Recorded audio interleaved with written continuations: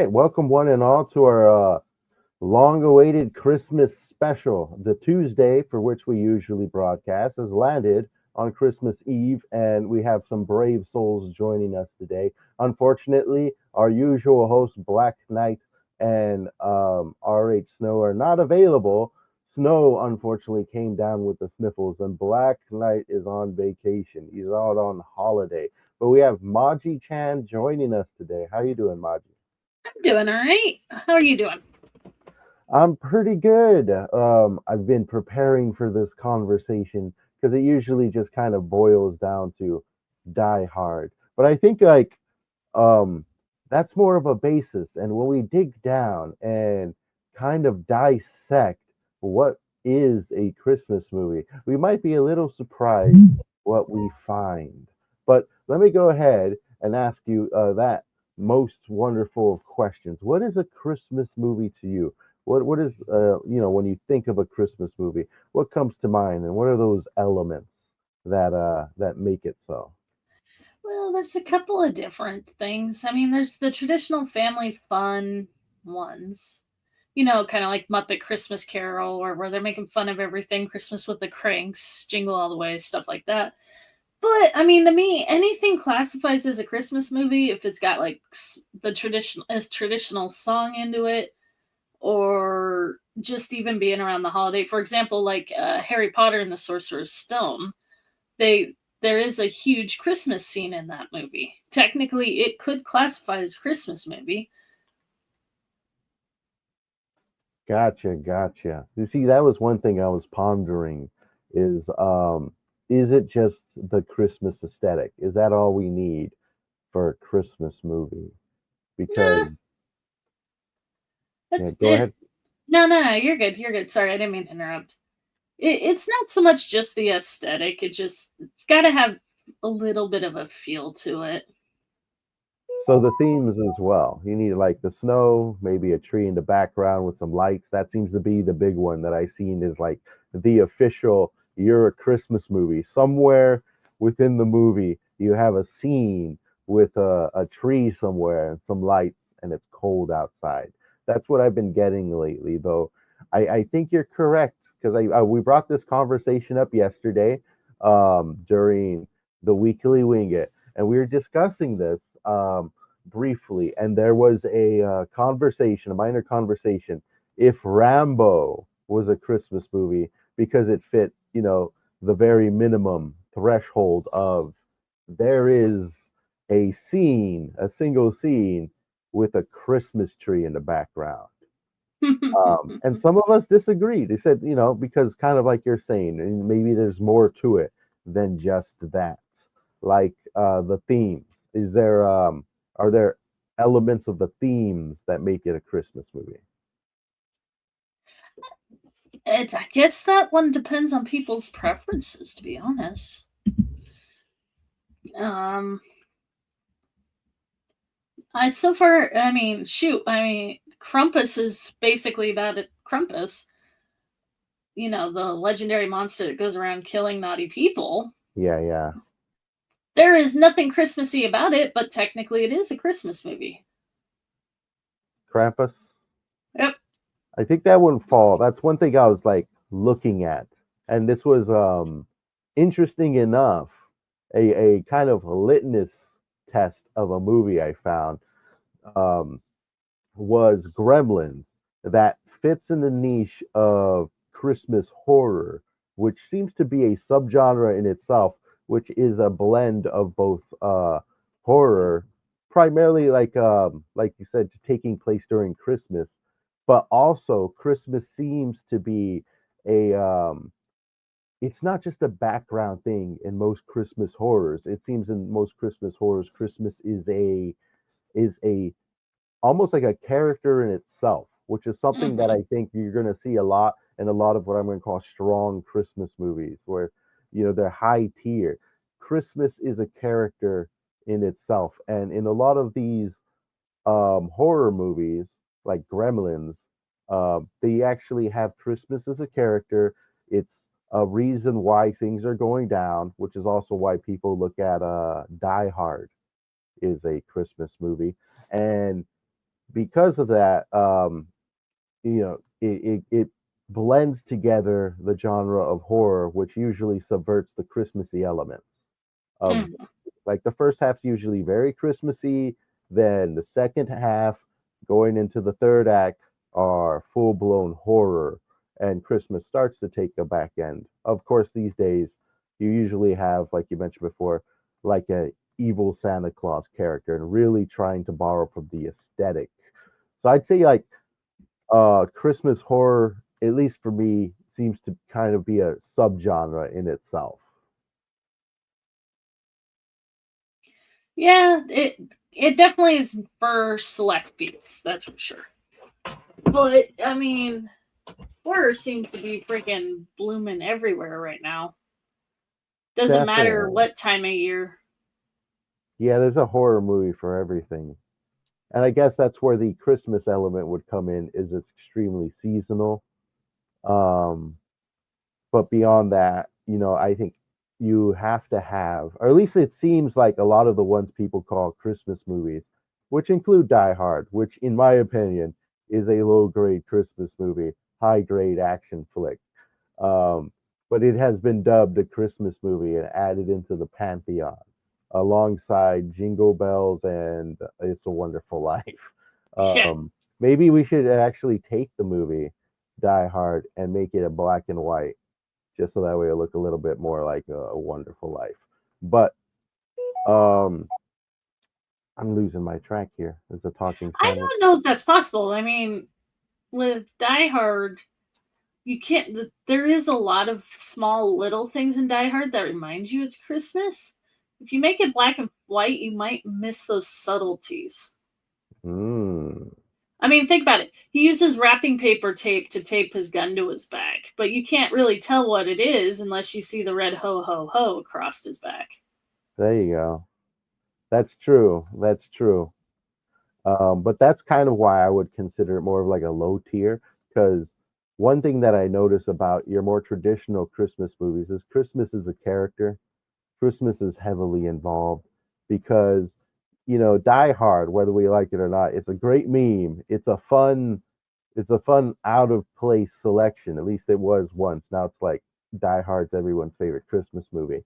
But it kind of opens the door for a lot of other movies to kind of fall underneath that realm of having just, you know, accent of Christmas about it. Therefore, they may be considered Christmas movies because they may pass the Die Hard litmus test. I think some that I brought up were Prometheus takes place during Christmas. There's a scene with a Christmas tree in it. Everyone's favorite alien spin-off, Prometheus. What do you think of Um, that? I actually don't know that. I haven't watched that one. Sorry. That's all right. You're really not missing too much. I was not the largest fan of Prometheus. Good actors, but had my dog enter the room real quick. He just smashed the door open with his big old head. But yeah, Prometheus has a scene in there where they clearly show, hey, it's Christmas time, and everything that's about to happen to take place over Christmas. And it's very much a uh, horror movie. I'm not sure if you hear my dog over here whining. He wants attention. Right? I'm trying to have a deep philosophical conversation about the holidays, dog. Um, He doesn't that one, care. He just knows right? you're home and you're not scratching him. Every day is Christmas for a dog. But yeah, like Prometheus doesn't really fall underneath that realm. Another one that I brought up, which was surprising for me because I was just watching it one day because I purchased the book, but that was Ghost in the Darkness. Ghost in the Darkness, if you remember that one, takes place during the Technically, holidays. it kind of is a Christmas movie because the main event takes place on Christmas. Yeah, but is that it? Like that's all it takes? Yes, for some The of the themes, movies. the themes don't play in. There's no theme gates that it has to pass. Well, technically, the theme it does play in because he even says "Merry Christmas." Yeah, that one guy does say it. He does, yes, indeed. But I mean, for the over, like, is that really it? Probably. It says Christmas because dang, the litany of movies that people can choose from is maybe considered chaotic. Um, so that's actually why I think. And let me get your opinion on this one because I've been jibber jabbering this whole time, not letting you talk much. But No, you're good. I think there's kind of like a spectrum of Christmas movie. Your low grade, fun to say they're Christmas movies, and then ones that are high tier Christmas movie that may demand more of the genre, more than just the background stuff. What do you mean? Sorry. Well, like your themes, Okay. well, like a lot of them that I've been watching, I'd probably consider high tier. Um, they have a reinforcement of family values. Family's at the center of it. Christmas is a character and is usually in jeopardy. Like It's a Wonderful Life, Christmas is in jeopardy. Your main character's entire life's been thrown upside down. Scrooge, Christmas is in jeopardy. The old guy just doesn't get it. Bah humbug. Even if we go to National Lampoon's Christmas Vacation, his family, everything's in jeopardy. And at the end of every single one of these journeys, what is who's the one that helps bring everything together? It's the family. In every single one of them, like the end point is the family. And I think that creates kind of like this, I guess you'd call it a barrier into a higher tier Christmas movie. I don't know. Give me your opinions on that one. No, it is true on that one. A lot of your traditional ones are tradition for a reason. I mean, shoot, technically, if you take that scenario and go into, remember 90s cartoons and TV shows? They all had a Christmas theme episode. Power Rangers, Santa was in trouble. They had to go save him. Darkwing Duck, freaking one of the bad guys takes control of the Christmas trees and is robbing everybody blind with their own Christmas trees. I mean, if you could go back to almost every 90s show and there's some sort of we got to save Christmas for people. So, Yes, I think and, it's something they realized back then. There's probably been essays written about this since before time about the Christmas movie as a whole. But I've been noticing that, and oh, give me a sec. My damn dog was scratching on the door.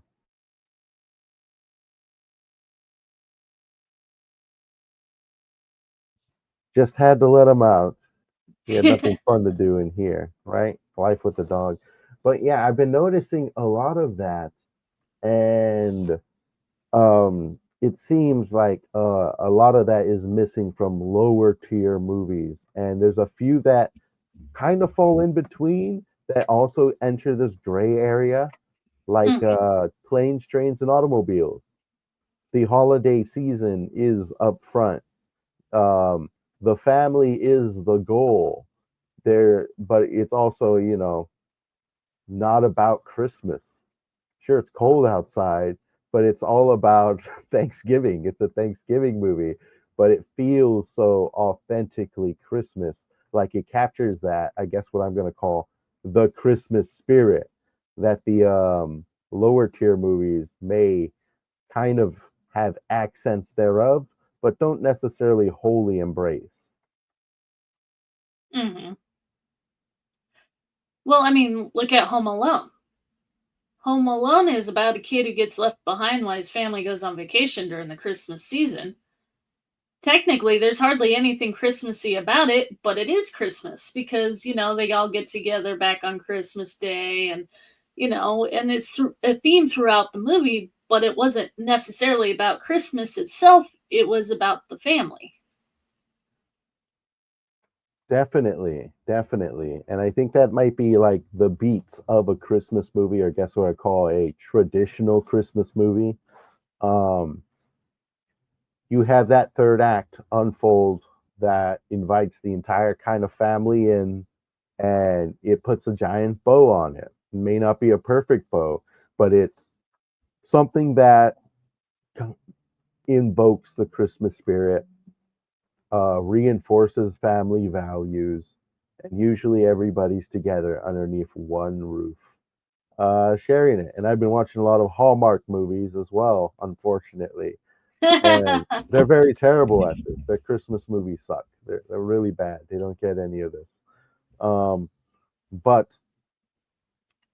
it's definitely more, and I think that's a great litmus test too, because the Hallmark movies, I see maybe five or six of them that are just on TV about Christmas, and most of them usually end up just about a couple of single people getting together during the holiday season, and maybe one of them's a parent, Mhm. but they don't really invoke that Christmassy vibe. It's more of like a romance vibe that takes place during Christmas.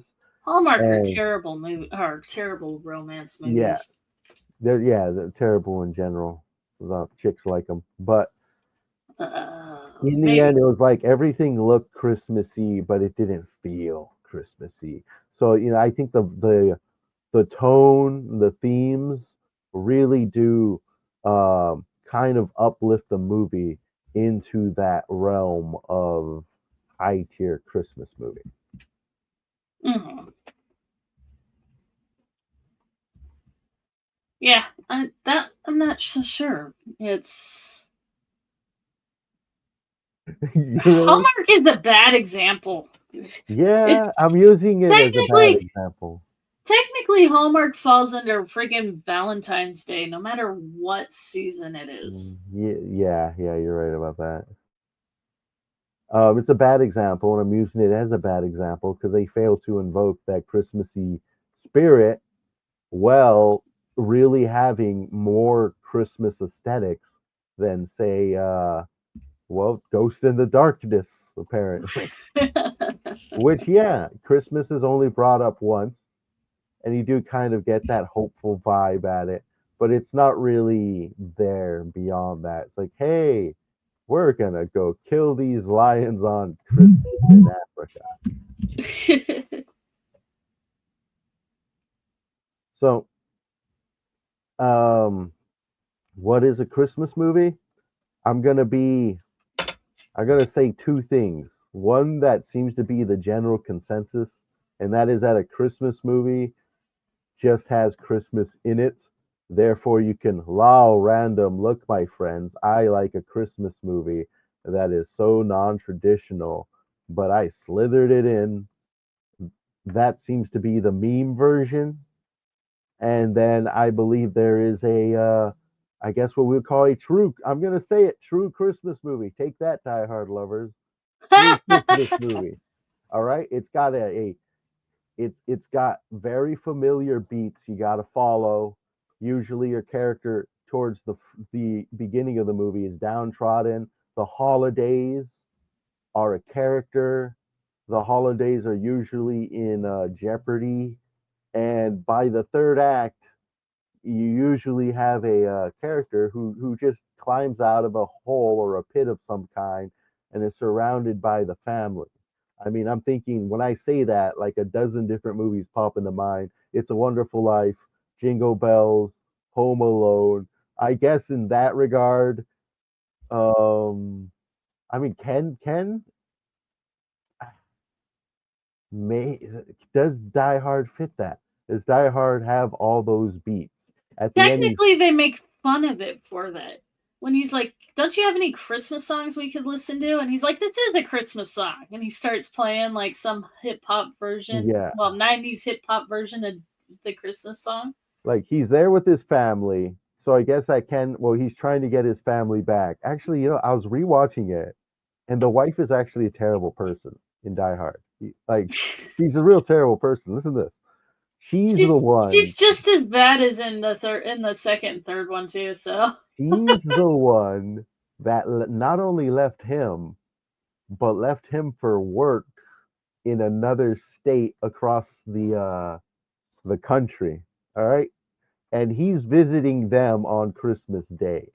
That's what's happening there. And then I guess, and he's visiting them on Christmas Day. She changed her last name, and she also prepares a bedroom for her husband in the guest room. This is her husband, folks. So I blame that. I say that she's a terrible person, and that may be a mark against it because most of these side characters are supposed to be in the Christmas cheer for a lot of these Christmas movies.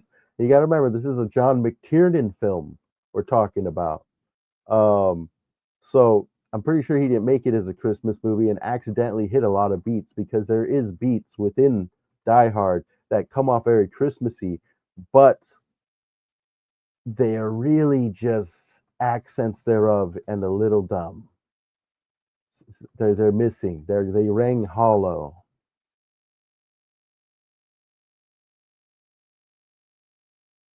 You think that one's bad? Have you seen the second one? Not in a long time. Not in a long time. I know he's divorced in the second one, isn't he? No, they're not divorced. He's actually at his mother-in-law's place waiting for her. Oh, okay. Well, see, I guess that would be a notch in its favor to keep it in the Christmas float. Hey, family values. But at the end, the family really doesn't get together. He kind of like gets in the back seat and makes out with his wife, and then they like drive off. Pretty much, Um, that's exactly how that happens. yeah, yeah. So that's what I mean. It's like it's got an accent thereof, but it's an action film. It follows the action film beat, and maybe that's the question: are action films ripping off Christmas movies? Whoa, maybe that's a deeper conversation there. Some of them, were just made to during the Christmas season so that they could get into that Christmas vibe. Like, face it, back in the 80s and 90s, making anything around Christmas time was guaranteed to make money because of quote unquote specials. Yeah, I mean, we definitely got a lot of that even to this day. Every holiday gets its own But little we've release. gotten so used to it. But imagine when they first came out. I mean, technically, those claymation puppet things are still popular because of that. The original, like Rudolph the Red-Nosed Reindeer and everything. Those always gave me a weird vibe. I have no idea why, but those old school claymation ones, whenever I watch them, because they're everywhere, they Mm-hmm. just gave me such a weird and ominous, almost like horror like vibe. Like they were from a different dimension or something.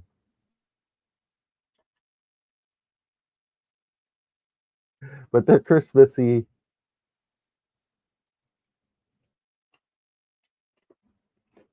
Anyways, so Maji, Hmm. what do you think is a non-traditional Christmas movie that people may overlook? Because, like I said, Die Hard really opens the gate, and also using kind of that formula I said earlier, I don't think Prometheus would survive the Christmas formula. Well, we used a lot of examples already. Harry Potter. Some people think Lord of the Rings as well. Even though there's nothing Christmassy related, it's just because it came out during Christmas time to theaters. Yeah, I said that once or twice, but yeah, I think that one's very hard to defend because it takes place in a like an alternate universe where Christmas doesn't even exist. It's a real hard one to defend. Um, I actually think Narnia fits in Uh, the Christmas more than Technically, it does the Ring. because Santa's in there. Yeah, it's like Christmas exists in Narnia, and I guess you could say Santa and Christmas are in danger during the Narnia debacle because they would have been enslaved or wiped out. There goes Christmas. Hmm. Do they actually go deeper in the whole Santa lives here thing in Narnia? I don't know. In the show, not really. I don't know on the books. I Yeah, because haven't actually read the books. that's something very interesting to explore. I think actually introducing Santa Claus as a living character, which clearly a lot of movies do, because we're talking Christmas movie. What makes one? And the music I actually think really helps. This is one that's overlooked a lot, but whenever I watch a non-traditional Christmas movie that's technically not a Christmas movie by the standards for which it was made under, the music doesn't help, and you have to look past the music to really get that Christmassy cheer from, compared to your traditional Christmas movie, which will usually have at least one or two songs that have a an orchestra and bells.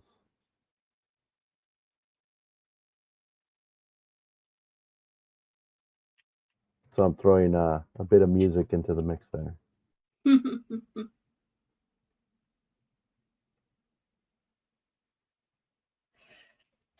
um,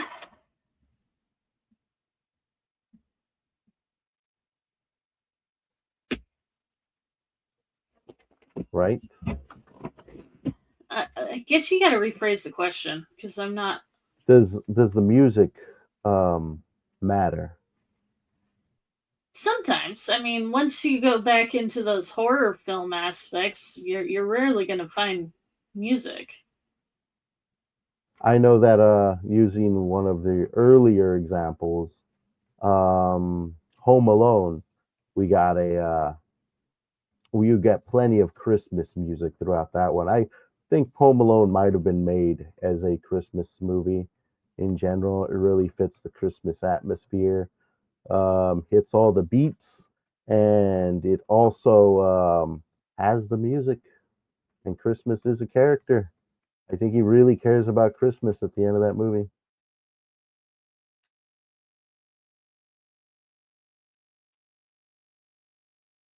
At the end of the movie, yeah, I mean, it is like I said. Technically, if you're just going off the plot, it's not a Christmas movie, but everything else about it makes it a Christmas movie.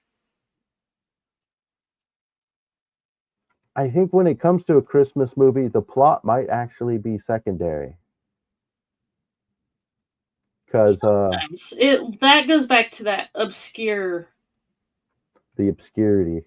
Yeah, because you have the shallow, we got to save Christmas. Then you have the meaning of Christmas level, Yeah, and then you've got the weird obscurity levels. the gray zones.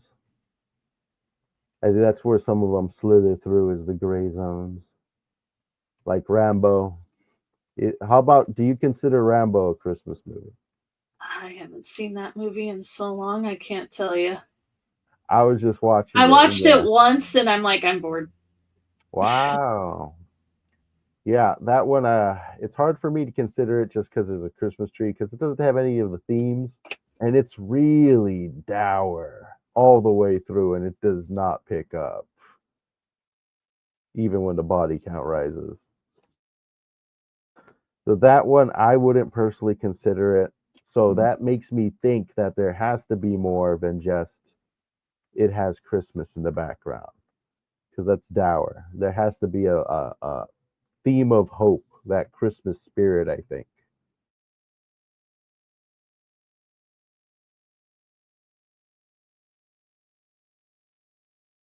Yeah, that sounds about right. And bells help. Bells help. I mean, music helps, sound helps. But I mean, shoot, even like simulation things like somebody using like a plate of warm cookies out on the near a fire can create that effect of, oh yeah, it's supposed to be Christmas. Right? Our Christmas movies warm. Once again, you keep going back and forth between the obscurity things with these questions. Right? I'm throwing it out there. I'm trying to coax your mind into conversation. Sorry. I know, I know. I was hoping to have a slightly larger panel, but Unfortunately, the sniffles have been making their rounds around the world. Multiple people from multiple nations I know are unfortunately under the weather at this time. Hmm. So that blows because there were a few of them that had some great opinions that I wanted to dig into. So we might have to save that for a later stream.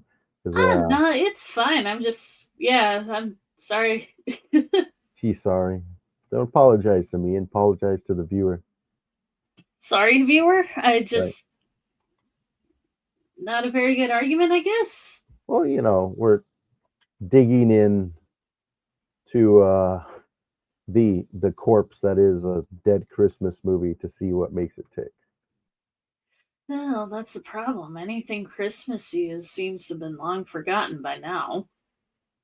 What do you mean? Well, think about it. A lot of the Christmas values that made a lot of the more famous movies don't mean jack shit anymore.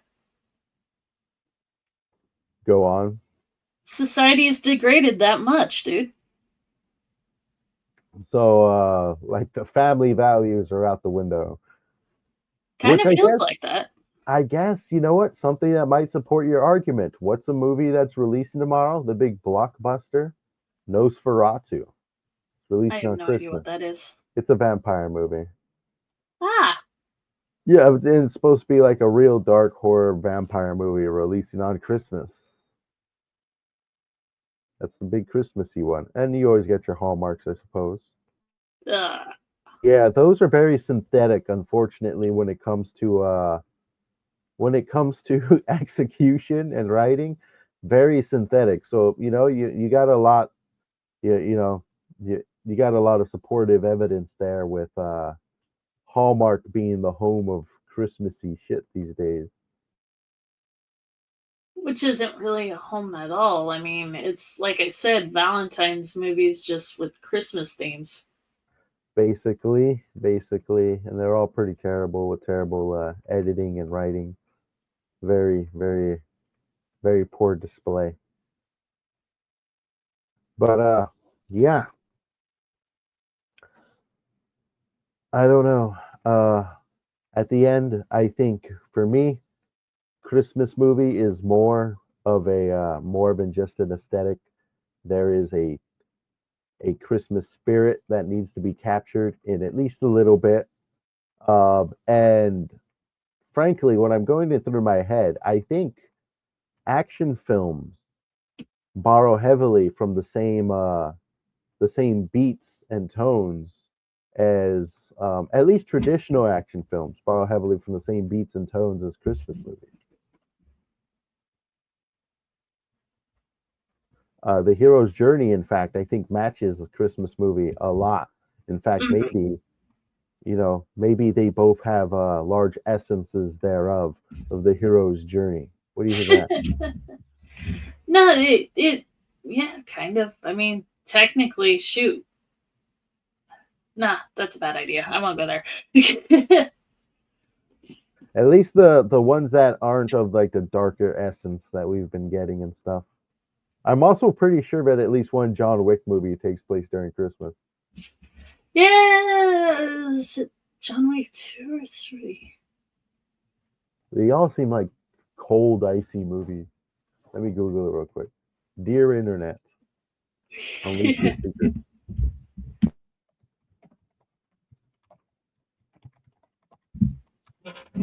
Okay, give me a second. No, you're good.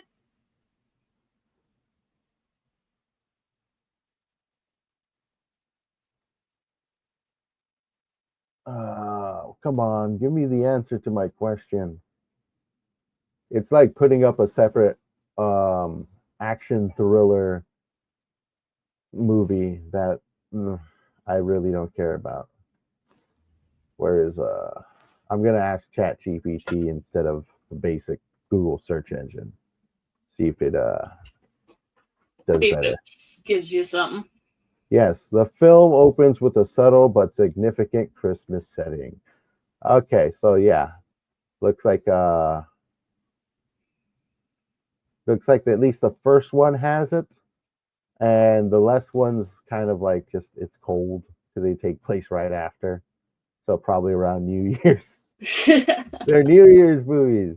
The first one is a Christmas movie. The second one is an in-betweener, and the third one takes place on New Year's. I hereby dub it. Well, let's make the second one New Year's. All right, Third I is, got one for you. go ahead. So, trying to remember what exactly it's called. It might be called Legend of the Guardians or Guardians of Rise of the Guardian. I don't know. Oh, I It's know that one. it's basically Jack Frost, Hugh Jackman as the Rabbit, Tooth Fairy, and Santa. It takes place during Easter, but everybody always plays it during Christmas because Santa's the main character. Okay, so it's like an Easter movie, but yeah, Santa's like. See, I haven't seen it. Yeah, I so do remember Santa more than anyone, though. I think it's called Legends of the Guardians, something like that. I remember. But yeah, they all got to team up and beat the boogeyman. It's technically, in all accounts, an Easter movie because it happens around Easter. But because you're at the North Pole a lot of the movie, and then with Santa the entire movie, everybody thinks it's a Christmas movie because it has every theme and hallmark of a Christmas movie, except for it takes place during Easter. Gotcha. Okay. So aesthetics definitely play a huge role, I'd say. Mm-hmm. I'd say, let's say if I were going to give it percentile, music is definitely 10%. Aesthetics, I'm going to drop down at 50%. And hero's journey, I think, is close to a 20%. And then family values to round up the other 10%. That's my official Christmas movie formula. Which, it allows Die Hard within. Okay, wait a minute. We got the guest. Hail. Hey, Wrangler. What's up, guys? Merry Christmas. Merry Christmas. Thank you for saving the conversation because I've been a terrible host. Well, Yeah.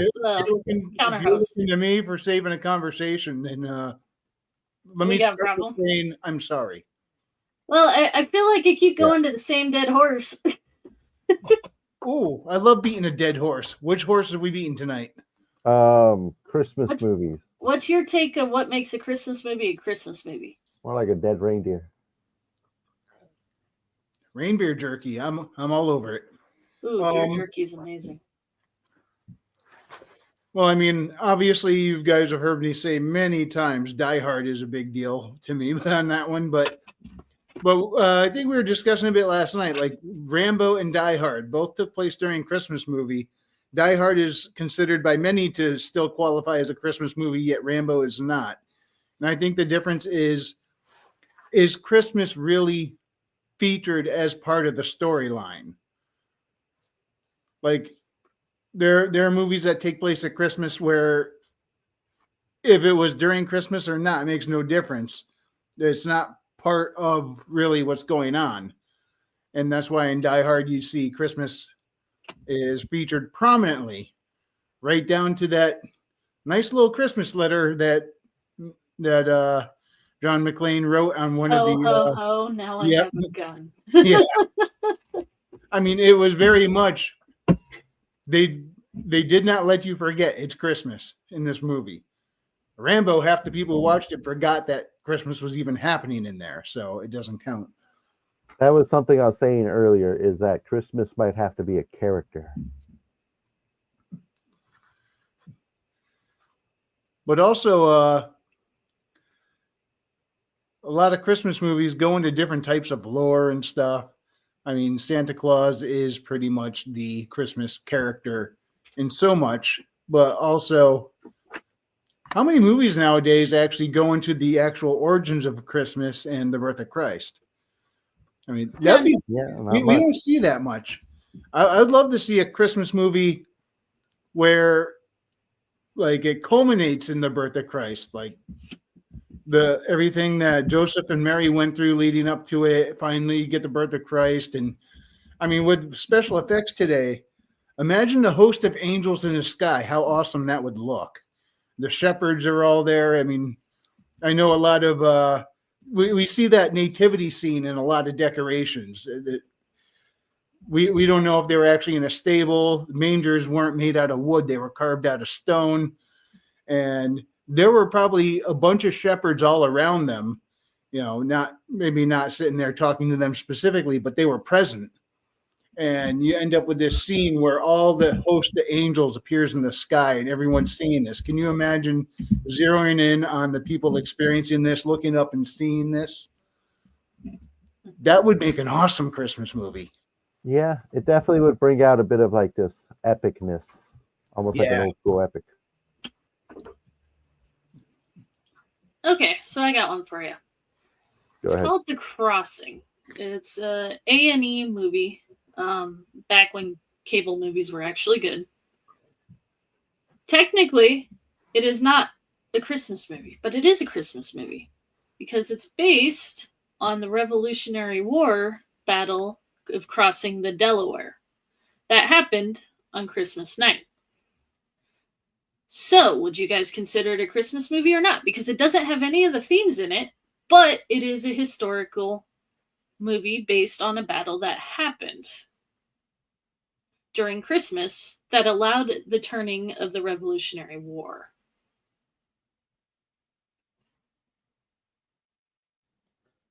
Wrangler, you're muted. Yeah, you're muted, Wrangler.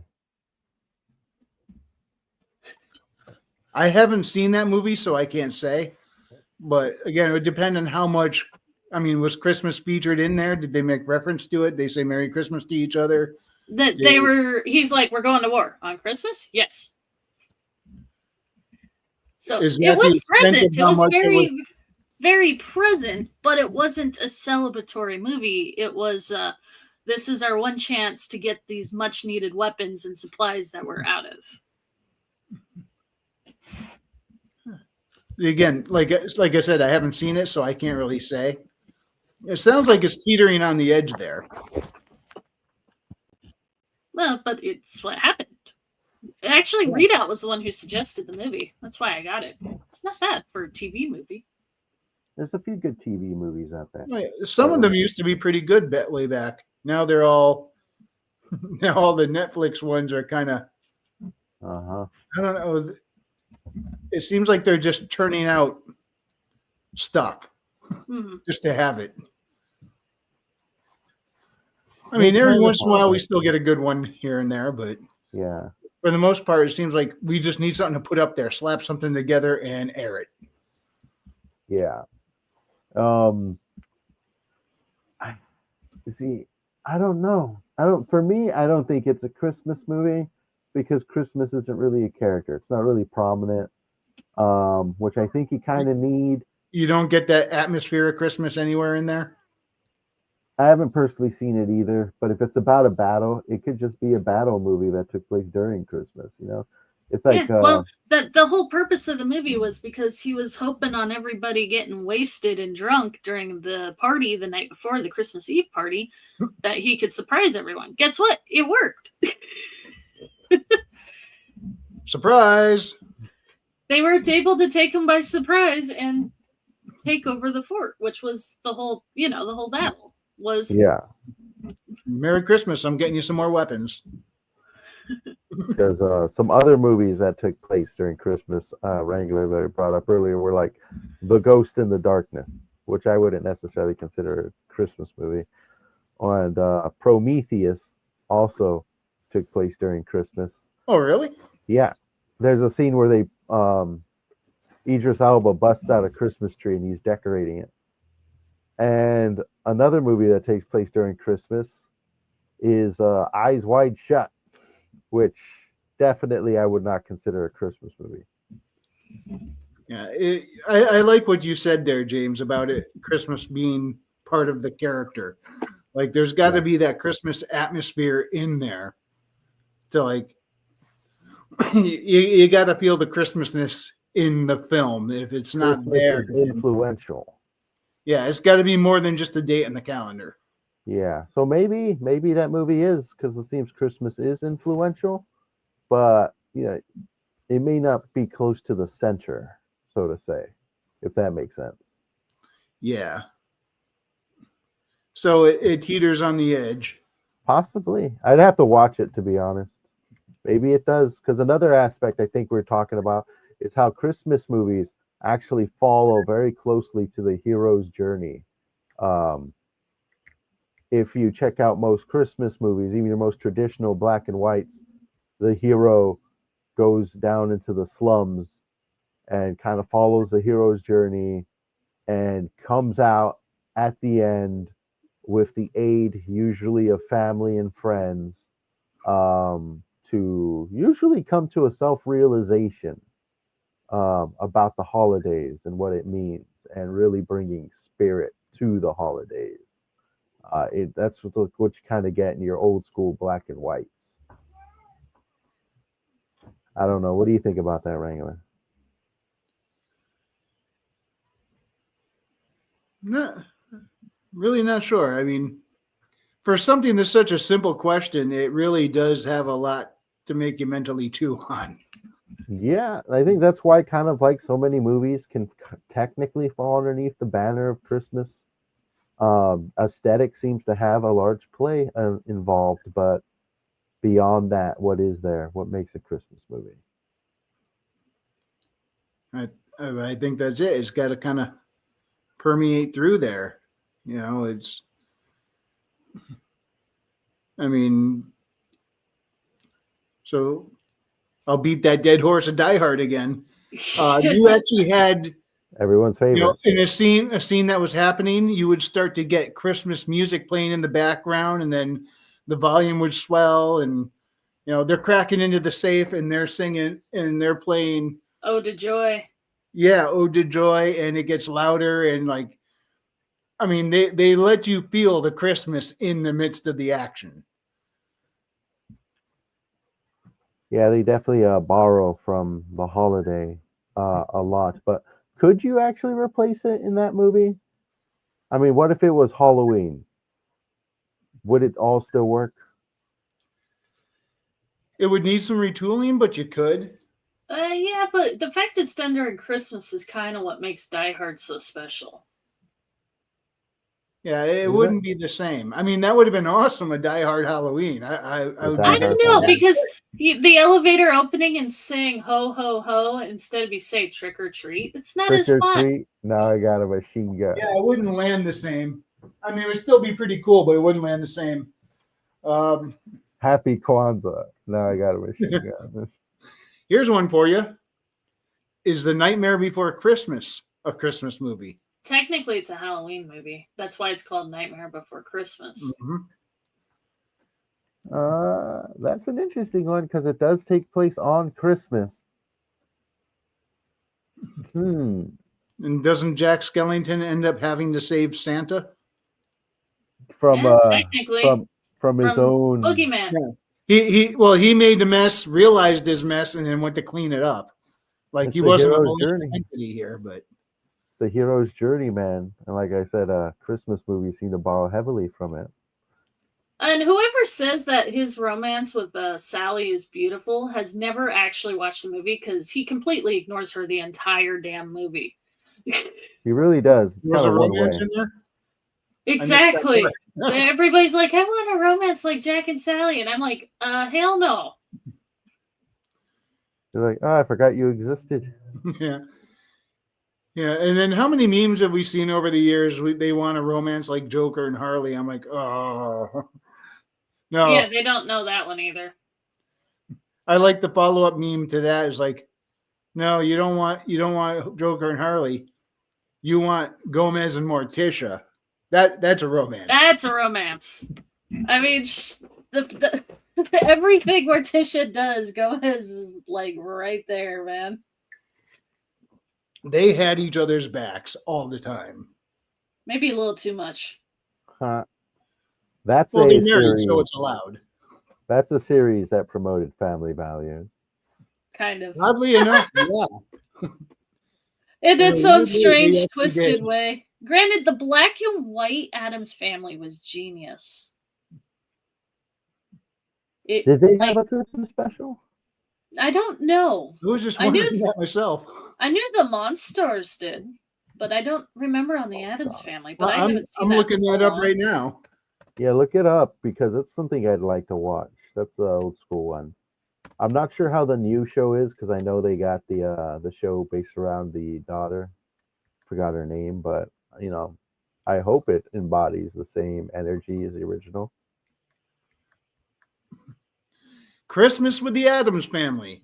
Mr. Thompson next door tells Wednesday and Pugsley there's no Santa Claus, and the family volunteers Uncle Fester to play Santa for their benefit. But when he gets stuck in the chimney and is a no-show, the whole family sets to work to prove to the kids that there is a Santa Claus. See, now that is sounds like a Christmas movie.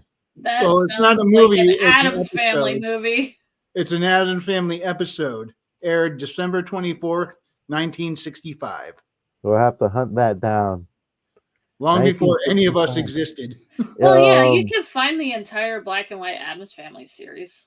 should we actually watch it on air? You guys down? Because I'm assuming it's If you don't get in copyright free trouble by for it, now. absolutely.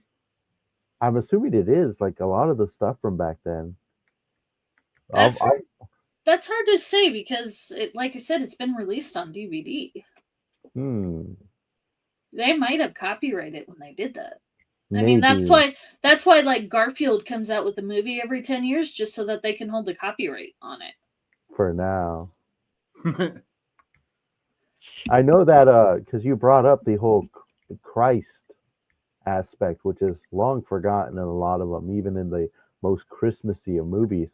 You know which, surprisingly, which Christmas special kept in at the center of it all, uh, the Christ was Charlie Brown when he tries to Mhm. find out what Christmas is all about, and then Linus recites a passage of the Bible, and then he And I goes, think that's why Charlie Brown is probably still around and it hasn't died out like a lot of the other traditional shows. so I would say Charlie Brown, S tier Christmas. Maybe that would be an interesting thing. Yes, I would say so. If And we, it's one that speaks generational. That's part of the problem with a lot of Christmas shows and movies. Is it generational? Does it expand beyond the time it was made? that's so true because there's a lot of them that really don't. Which It's is a Rankin Wonderful Bass is Life good at is that. very generational.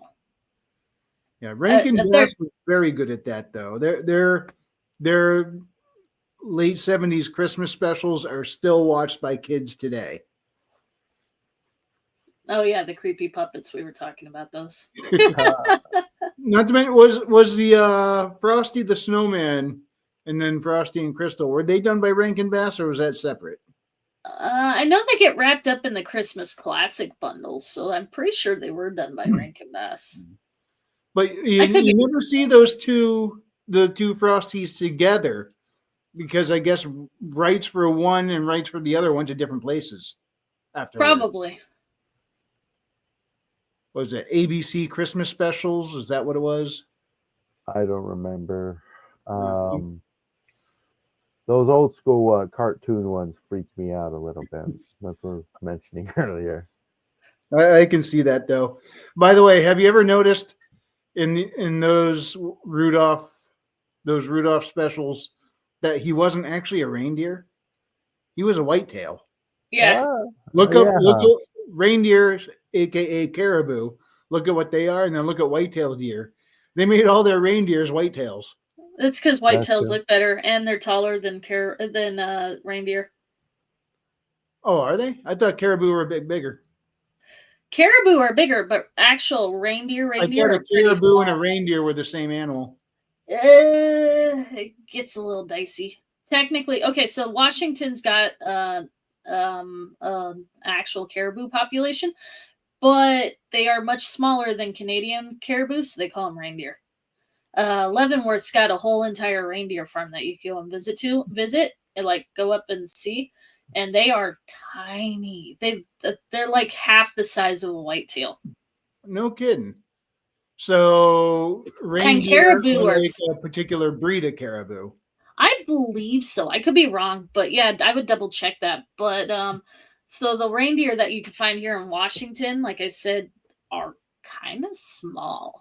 Well, let's ask the always accurate Google, because Because I Google's went and never lied to saw. me. I No. went to Leavenworth last year for Christmas. Leavenworth, for those of you who don't know, is a town in Washington here that's a Christmas village. Oh, That's I its. thought Leavenworth was a prison.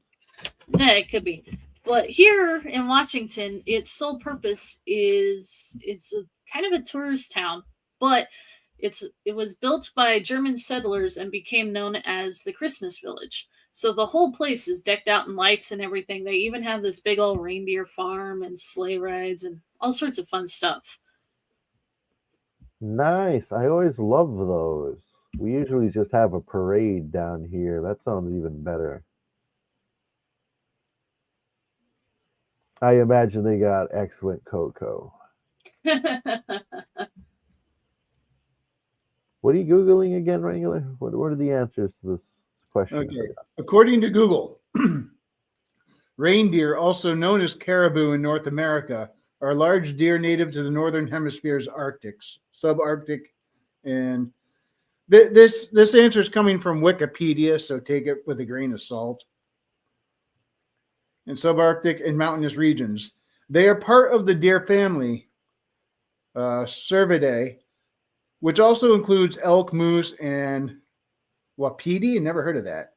Reindeer have several unique adaptations to their cold environment, including hooves that change with the seasons. Huh. In summer, their hooves expand for softer ground, but in the winter, they shrink and harden to crack ice and snow. Should have looked that up because that sounds like a real icebreaker. There's my dad joke for tonight. Okay, so not really much on their height then, but I'd imagine they probably are the smaller creature. I mean, okay, take out the antlers because the antlers make them as tall as me. But the reindeer themselves, they're not very big. They are aggressive, but they're not very big. They look Reindeer aggressive. are 28 to 53 inches tall at the shoulder. They can weigh between 143 to 529 pounds. That's quite a range. Let's see. Oh, wait, that's for the males, while females or cows can weigh between 121 to 308 pounds, or 55 to 140 kilograms for those in Canada. Antlers. Reindeers have the largest and heaviest antlers of all living deer species relative to their body size. Male antlers can grow up to 51 inches long, while both males and females have antlers there. Because I think in other deer, just the males have them for the most part. Female antlers can grow up to 20 inches. And there's a seasonal weight change. Reindeer can lose up to 40% of their summer weight in the winter.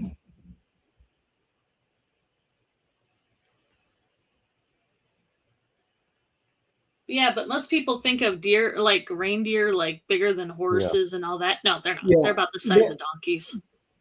That's probably because how many times have we seen these Christmas movies where they're just giants? Well, they are very beautiful creatures. Don't get me wrong, but yeah, they're not very big. I always thought they were a little ugly. Yeah, out in the woods, they're very pretty and fun to shoot. I mean, tastes like chicken. Oh bother. Oh, here's one for you, Wrangler. Is Yeah. Planes, Trains, and Automobiles a Christmas movie? Oh, I haven't seen that since I was like preteen. Wow. Yeah, it's been a long time. Yeah, I may have been like 11 or 12 when I saw that. Dang. So I didn't even Wow. remember Christmas was part of it. It's not. It takes place during Thanksgiving. Then I would say no. Rewatch it. Rewatch it because it comes here's so close. the thing, though. Okay, so ignoring Canada's Thanksgiving, because Canada's Thanksgiving is a whole month earlier than ours. A lot of people connect Thanksgiving and Christmas together because Thanksgiving officially marks the at one point the official start of the Christmas shopping season and the holiday season. So Thanksgiving has slowly been blurred into the whole Christmas season because of that, and then they started pushing the Christmas thing past the Halloween. Yeah, You that can thank was the Nightmare for that one. over-commercialization of it, though. That puts a lot of people off of Christmas, how much it's like hammered down the throat, the advertisements and everything. I get the shopping thing, but when you go into a Home Depot in September and you're looking for Halloween decorations, you're not even in October yet. It's September. I'm like, hey, do you have anything out for Halloween yet? And they say, yeah, it's over there behind the Christmas decorations. I'm like, it's September. Can we enjoy one holiday at a time, please? Nope. But that over commercialization it makes a lot of folks feel like it's been shoved down their throat and they're sick of it. Yeah, it really has. Heck, our own depictions of Santa were made popular by the Coca-Cola company. Yep. Well, yeah, Father Christmas, or technically, the German Santa is what we ended up calling it growing up, looks completely different. Yeah, it was. The Old World Santa is actually what a lot of people refer to him.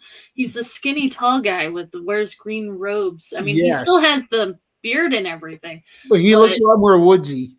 Yeah, he a lot more woodsy. He usually carries rustic toys like teddy bears and hand-carved stuff. And yeah, so the Old World Santa looks completely different than our modern Santa.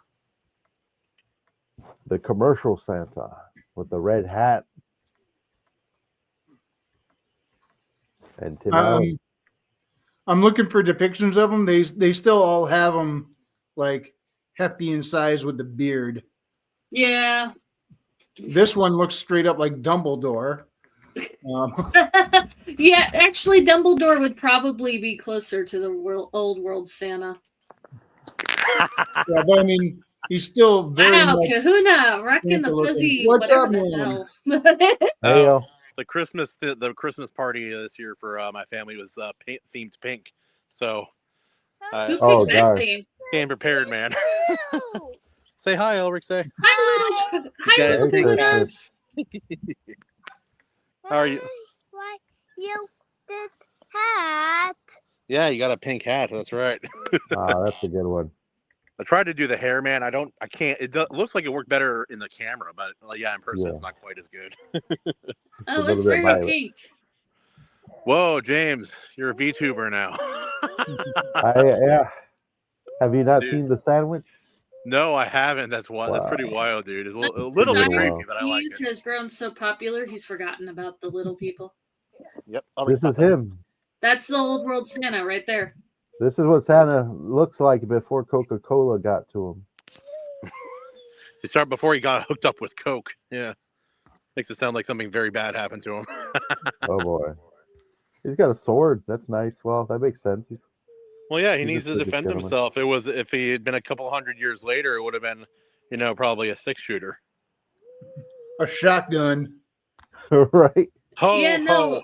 Old World Santa was portrayed more as a wise old man. Oh yeah, no, he liked to make toys and help people. But guys, I do have to get going. Unfortunately, my other kid just screamed from the inside of the house, so I do have to go. But well, thank you for telling me. Kahuna. God bless. I know I've been busy, man. Been really busy. Elric, say Merry Christmas. Merry Christmas. Merry Christmas. Merry Christmas, guys. God bless. Love you guys. Bye-bye. Have a good one. How fun.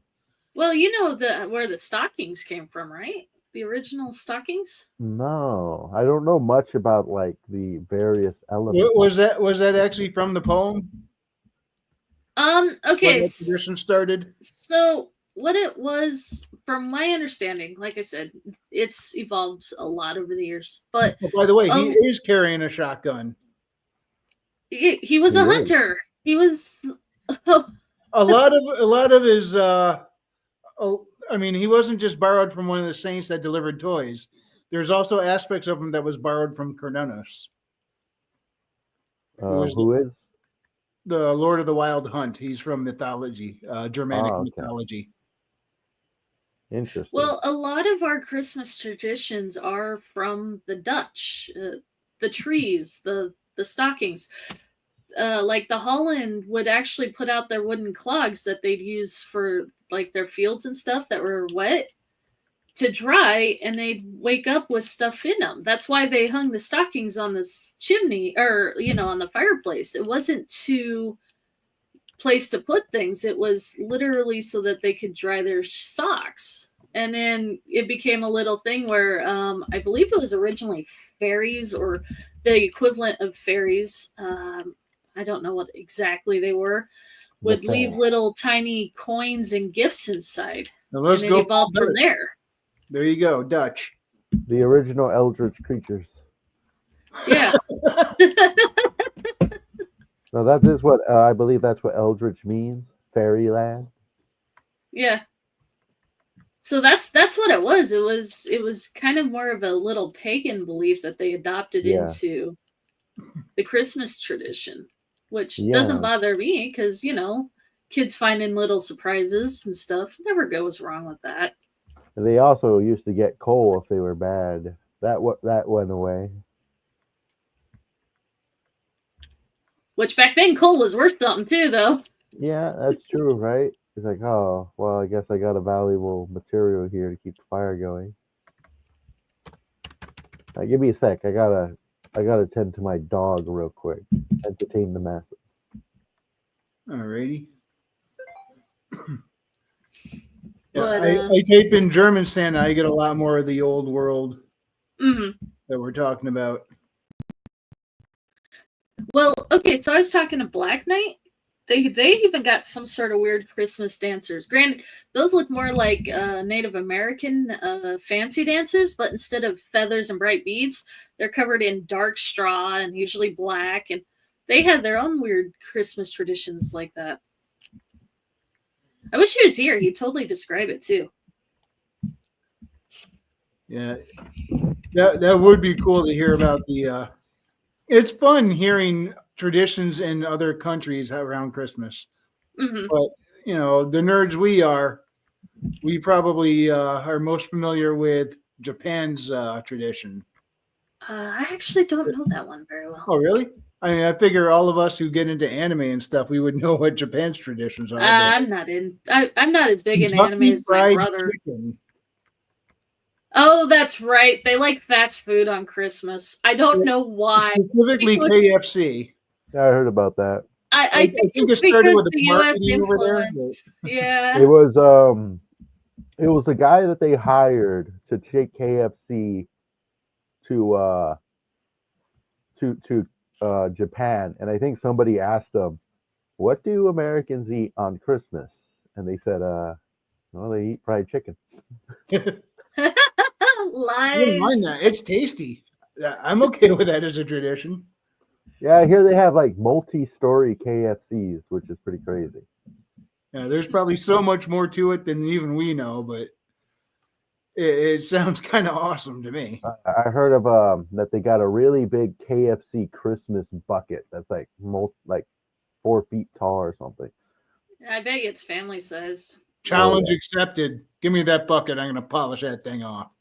I haven't had KFC for years, but man, I like their mac and cheese. Here's the problem. KFC, I smell it. Oh, so good. I eat it. Tastes great. I always feel kind of the next day, unfortunately. Yeah. But not enough to stop me from eating it again. It's good.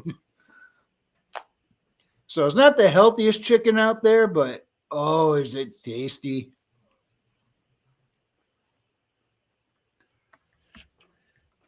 Wonder when that started. Let's see. When did KFC become tradition in Japan? Right. It had to be at least the 80s, I think, right? Maybe a little before that. Yeah, I found a CNN travel article, how KFC became a Christmas tradition in Japan. And the first thing I'm hit with is this nice display of a plate full of KFC with all the different trimmings. And I'm like, oh, now I'm hungry.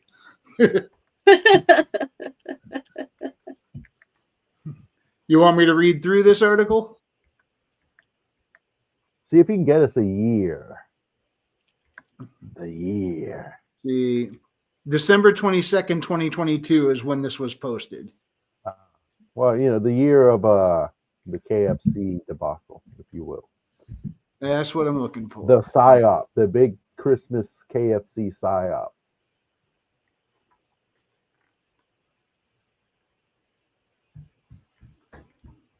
I know a really cool thing happened earlier this month. They actually ended up finding the bones of the actual Kris Kringle. Oh, the saint. Yes. St. Christopher. They found his tomb. So that's an interesting one. I'm sure Catholics are enjoying themselves this holiday season. Okay. I think I found what we're looking for. Uh-oh. Christmas was and still is a secular holiday in Japan, a country where less than 1% of the population identifies as Christian. And in the 1970s, many people didn't have established family Christmas traditions. That's where KFC came in. The company launched its Kentucky for Christmas marketing campaign in 1974, and the first iteration of the party bucket soon followed. Okay, that's when it started. I'm now trying to find when it actually kind of took hold as a cultural thing for them. Yeah. All I know is it's big over there. They like their KFC. They even had their own KFC phone, which was interesting. Apparently it did something when you walked into a KFC. His That finger is looking weird. good. Yeah, the Japanese KFC phone. I'm not finding exactly when it really grabbed hold, but 74 is when it started. Again, before even my time, and I'm an old fart. Huh. Okay, so really far back in the day, which I can understand. KFC. I just picture eventually a KFC mercenary army coming out of Japan. Them and Domino's. I don't get it. I used to work. Domino's big over there? Pizza is big over there. Well, it's pretty big over here, I suppose. Our pizza single-handedly keeps the cheese market open, okay?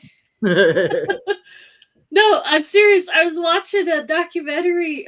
It was something. It wasn't really a documentary. It was one of those YouTube things. And yeah, we could keep the pizza industry keeps the cheese market open. I thought I was the one keeping the cheese market open. Exactly. I'm constantly making quesadillas, put cheese on everything. When I have a cheeseburger, the emphasis is on the cheese burger. And ricotta, I dump that in everything too. When I make burgers, I put shredded cheese on there and melt it on there, and I put globs of ricotta on top of that. And I love it. Cheese is a major food group in and of itself. Oh yeah. It'll keep you going. Let's start a new Christmas tradition. Unless you're lactose intolerant, then it definitely it'll stop you in your tracks. Maybe that's iffy. I know a lot of folks who are lactose intolerant when it comes to milk and cream and stuff, but they can eat cheese no problem. So, I can't handle milk all that well, but I can eat cheese all day long and not have an issue. So I guess there's something in that processing that changes the proteins a bit. So, some people, it still messes them up, but I think it's not as bad as straight up dairy. Well, wrong word. Possibly. Cheese still is dairy, but Yeah, just like butter doesn't mess people up who are lactose intolerant, from what I understand. I'm sure you can still find some. Yeah, but it comes from milk and cream. It's milk fats, milk proteins, but in the form of butter, it doesn't bother most lactose intolerant. I'm sure you can find some who are still, it doesn't set well with them, but for the most part, butter doesn't seem to bother anybody. Mm-hmm. In fact, it seems to make everything better. Now better with butter. I got to go put butter on my cheese. Uh, At that point, just make yourself a grilled cheese sandwich. You got your butter, Yeah. you got your cheese, and your bread. With bacon. Speaking of such, is there a traditional, like, seasonal dish you usually serve during the holidays in your household? In ours, it's like tamales. Sweet potato souffle. It's like a dessert. Ah, I never tried that before. Not really. The whole traditional food kind of went out the window when I was a kid. But I mean, I do look forward to cookies. That's Christmas isn't Christmas without cookies. That's right. Let's start our own new tradition, the Christmas cheese. Christmas cheese. Gather around for the cutting of the Christmas cheese. You know what? I didn't think that one through. Oh boy. Well, there's definitely that if broccoli, beans, and cabbage is involved. So Yeah. So You said Definitely. tamales, James? yeah, tamales. Any special way they're prepared that No. differentiates them from tamales the rest of the time you have them? Or No, I mean that's the only time we really have them is around the solstice. Besides that, it's usually year round without tamales till the solstice comes around, and we'll make a huge batch. well, it's kind of like Thanksgiving. How often do we have turkey once a year? Like not store bought turkey, but actually prepped from home turkey. Yeah, That is yeah, and that does seem to carry over a lot to Christmas, like it because seems we do so. that here. We have turkey on Thanksgiving. We have turkey quite often, not always, but quite often on Christmas. Sometimes it's ham. Sometimes, depending on how many people are having over, we make both. But one of the things we like to do this time of year with Thanksgiving, Christmas style dinner is make wraps out of that. And quesadillas, we do it with both. Like we'll either set up the quesadilla with the cheese in there, or we'll just open up the tortilla to make a wrap, and we'll put the stuffing in there. We'll put the turkey in there. We'll put a little bit of cranberry sauce in there, wrap it up or fold it over and fry it, and it works out pretty well.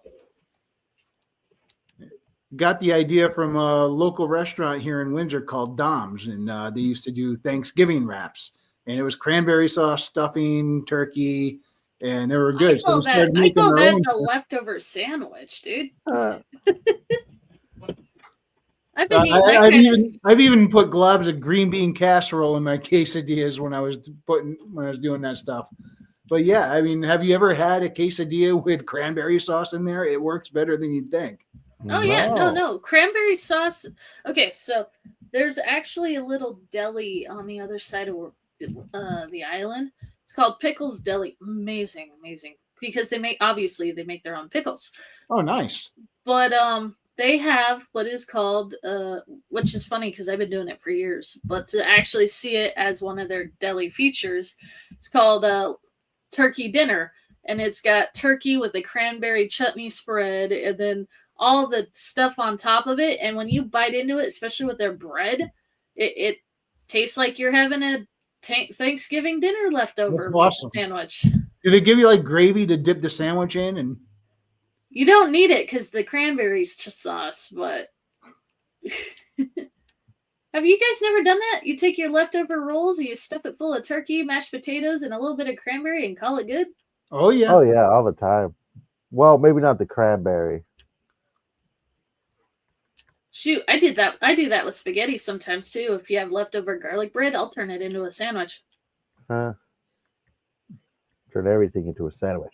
Heck yeah. Trust me, it's doable. I got turned into a sandwich. Yeah, right? Yeah, I've been talking to a sandwich. Right? Yeah. The sandwich of Christmas past. Yes.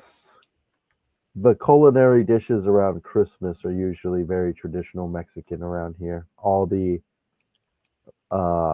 soups and, well, it's usually a soup and tamales. All soups with very complicated names to spell and 18 different ingredients. And tamales. That's Oh, the man, usual. some of the Christmas. best Christmas dinners I ever went to were some of my buddies in college were Hispanic and they invited me to their family dinners because I couldn't make it home. Man, some of those Christmas dinners were absolutely amazing food. There's a sweet potato souffle, and Ah, it's kind of weird. I mean, you know how sweet potato pie and pumpkin pie have a very similar taste sometimes. yeah, yeah. Yeah, this is almost like that. It is. It really is sweet like pie, and it's really good, especially when it's fresh and warm. And yeah, it hits the spot. It's amazing. I brought when I went down to visit Sonnet one time. I brought some sweet potato souffle with me, and Yeah. she tried it. Her brother tried it. Her mother tried it, and now every year around this time, she's like, "If your dad makes that souffle again, bring me some." Well, And I guess one thing that shows up every year, doesn't matter if it's Christmas or Easter, deviled eggs. yeah, they got that going around You Christmas. can do a lot of cool different stuff with them too. Oh, yeah. Monty, what was being served at this Latin Christmas dinner you went to? Oh, shoot. There was a variety of foods. I mean, that's actually where I learned you can't touch the masa if you're in a bad mood. Like, the La Chancla came out from, and it's like, if you're in a bad mood, do not touch my masa. Yeah, they don't want the negative energy put into that. Very interesting. Yeah. But there was not even just that. Like, they had, it's like, it was Cuban. It was like, it's yuca. You think at first they're potatoes, but they're not. It's Yucca. yucca, and they had it prepared in like this lemon garlic Okay, yeah, butter, I know that one. and then of course the tamales, and then they had fried plantains, and they did it. It was like it was like a dessert tamale, but instead of corn husk, it was banana leaves, like green banana leaves. Okay. Yeah,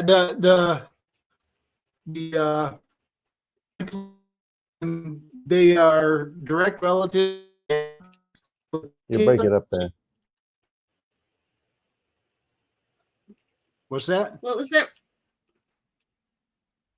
Fried plantains, even though they're direct relatives of the banana, they taste a lot more like potatoes depending on how you do them. I mean, they are good. And then there was like, Mexican chili, which is nothing like American chili. Some food with hominy in it.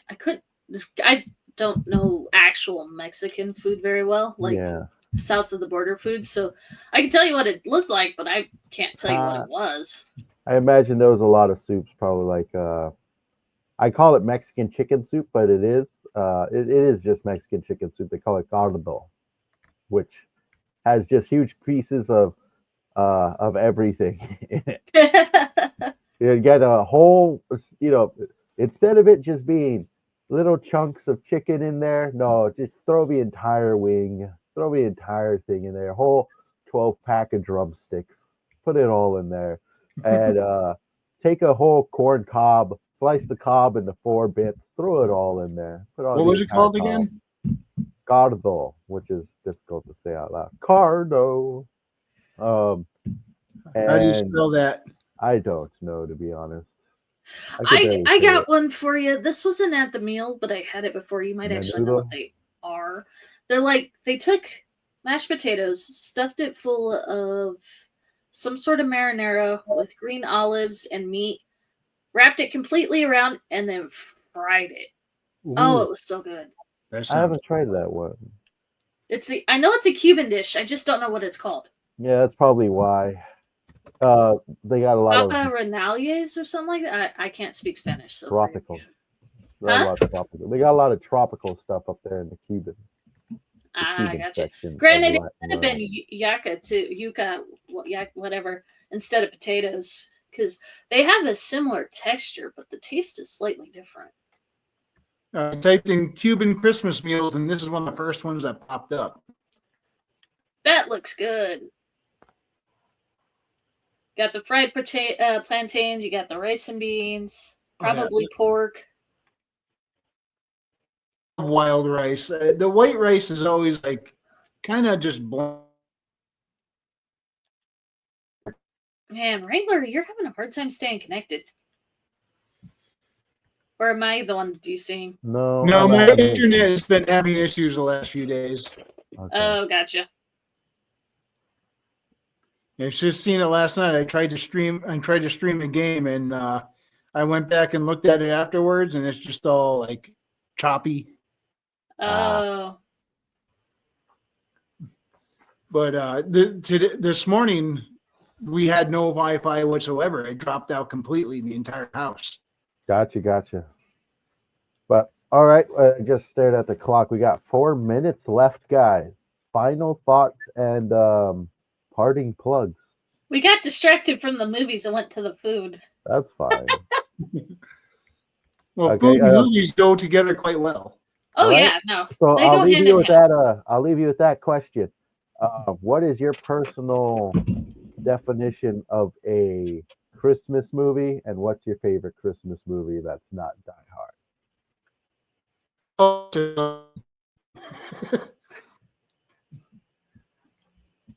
Probably Okay. A Christmas Story. Yeah. For me, it has to be Christmas Carol, and depending on the rendition, it depends on my mood.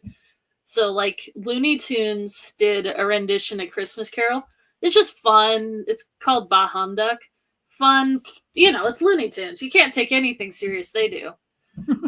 But then you got the Muppet Christmas Carol, which it's not baking Christmas cookies without listening to the Muppet Christmas Carol. So sorry, that's just how it goes in my house. Scrooged is always a good time, though. Exactly. Ooh. So the Scrooged, and then you have like the Patrick Stewart Christmas Carol. Actually, my favorite's the black and white one. I don't know who's the main Scrooge in that one. But it just depends on my mood. But that's the nice thing about the Christmas Story, because its themes are so universal and timeless. You have to really try to screw it up, making different renditions for it. You got to Scrooge it up. But all right, what is your personal definition of a Christmas movie? Oh, now you're making me think again. That's what the stream's about. Yeah. Something where the atmosphere of Christmas is, clearly felt throughout the movie. Okay. In one way or another. Yeah. All right. And how about you, Maj? It doesn't have to be throughout the movie, as long as it has some sort of presence. Like I said, Harry Potter and the Sorcerer's Stone, there's a whole 20-minute scene done during Christmas, so I would classify that as a Christmas story, even though it technically goes year-round. All right. Interesting. But okay, where can people find you? And then we'll go ahead and let y'all enjoy the rest of your holidays. Maji, where can people find you? Actually, they find me on Wrangler's show or in a Drink with Crazy chat if I'm not working. You need and to create yours. a Substack. Huh? Oh, yeah. You need to create a Substack. I do have a Substack. I just forgot I have one. Oh boy. Right. Well, no, my focus has been on my story. I know Yeah. I keep saying I'm working on it. In fact, you see it in my little thingy there.